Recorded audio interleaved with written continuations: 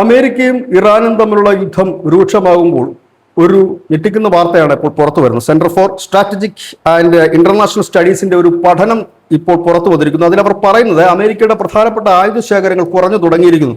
പ്രത്യേകിച്ച് താഡ്, പേട്രിയോറ്റിക്, ഇന്റർസെപ്റ്റർ തുടങ്ങിയ സംവിധാനങ്ങളെല്ലാം അവർക്ക് 50% കണ്ട് കുറഞ്ഞിരിക്കുന്നു. ഇത് ഇങ്ങനെ തുടരുകയാണെങ്കിൽ, അതായത് ഈ യുദ്ധം ഇതേ നിലയിൽ തുടരുകയാണെങ്കിൽ 1945 രണ്ടാം ലോക മഹായുദ്ധത്ത് ജപ്പാനും ജർമ്മനിക്കും സംഭവിച്ചതിന് സമാനമായ ഒരു വീഴ്ച അമേരിക്കയ്ക്ക് സംഭവിക്കും. കാരണം രണ്ടാം ലോക മഹായുദ്ധത്തിന് മുമ്പ് വലിയ ശക്തികൾ തന്നെയായിരുന്നു ജപ്പാനും ജർമ്മനിയും ഒക്കെ.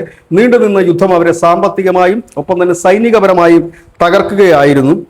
അമേരിക്ക ഇത്തരത്തിലാണ് മുൻപോട്ട് പോകുന്നതെങ്കിൽ ഭാവിയിൽ ചൈനയുമായും ഉത്തര കൊറിയയുമായി ഏറ്റുമുട്ടേണ്ട ഒരു സാഹചര്യം വന്നാലും അതിന് അമേരിക്കയ്ക്ക് ഏറ്റുമുട്ടാൻ കഴിയില്ല എന്നാണ് ഈ റിപ്പോർട്ട് പറയുന്നത്. ഇറാന് എതിരെ തുടക്കത്തിൽ, അതായത് ഈ യുദ്ധം ആരംഭിക്കുന്ന സമയത്ത് ആയിരക്കണക്കിന് നൂതന ദീർഘദൂര മിസൈലുകളും പ്രതിരോധ സംവിധാനങ്ങളും അമേരിക്ക ഉപയോഗിച്ചിരുന്നു. വിവേചനരഹിതമായി ഇത്തരം ആയുധങ്ങൾ ഉപയോഗിക്കുന്നത് മൂലം വലിയ ഷോർട്ടേജാണ് ഉണ്ടായതെന്ന് അന്ന് തന്നെ റിപ്പോർട്ടുകൾ ഉണ്ടായിരുന്നു. ഒപ്പം തന്നെ ടോമാഹോക്ക് ക്രൂയിസ് മിസൈൽ ശേഖരത്തിന്റെ 30% കുറവാണ് വന്നിരിക്കുന്നത്.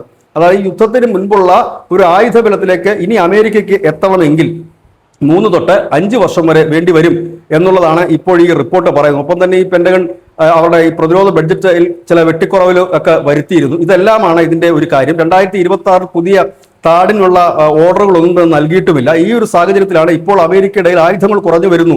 ഇത് തന്നെ മുൻപ് സെലൻസ്കിയും പറഞ്ഞിരുന്നു, തങ്ങൾക്ക് കൂടുതൽ പേട്രിയോറ്റിക്, ഇന്റർസെപ്റ്റ് സംവിധാനങ്ങൾ തരണം എന്ന് പറഞ്ഞിരുന്നു. പക്ഷെ അത് നൽകാൻ അമേരിക്കയ്ക്ക് കഴിഞ്ഞിരുന്നുമില്ല. കാരണം അമേരിക്ക ഇവിടെ കുടുങ്ങിക്കിടക്കുകയാണ് ഇറാനുമായുള്ള യുദ്ധത്തിൽ.